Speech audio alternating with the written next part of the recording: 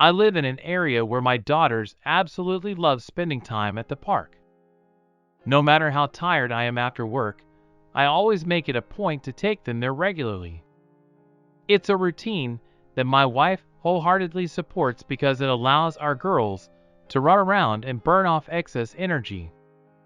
After their playtime at the park, we head back home, and both our girls happily take a refreshing bath before going to bed. It's a lovely and fulfilling way to end our day and brings us all closer together as a family.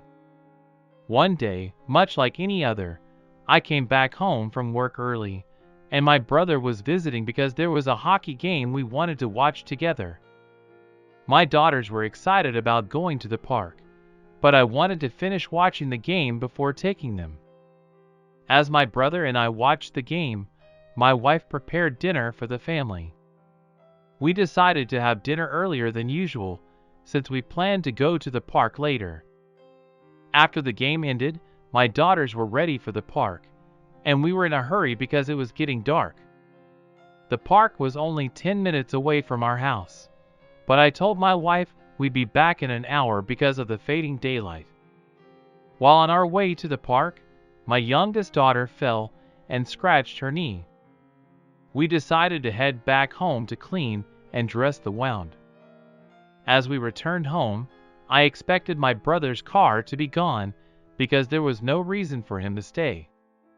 To my surprise, my wife hadn't locked the entrance door, something she typically did. I noticed my brother's car was still in the driveway, but didn't think much of it. However, when I entered our bedroom, I found my brother on top of my wife. It was a shocking and devastating sight. They saw me and stopped, but it felt like an eternity to me. I was in shock and didn't know how to react. My world had suddenly crumbled. I had loved my wife my entire life, and I couldn't believe this betrayal. My reaction wasn't what you might expect because I was in shock. I left to find first aid for my daughter's minor wound and then decided to go to the park. It was only later at the park that the reality of the situation began to sink in, and I started to cry. I called my mom to tell her what I had witnessed, and she was furious with my brother. The betrayal was overwhelming, and I wouldn't wish this on anyone. When I got back home, my brother's car was gone, but my wife was nervously waiting on the sofa. I didn't speak to her at that moment and focused on getting the kids to bed. The next day, I confronted my wife about the affair, but she claimed that my brother had forced himself on her.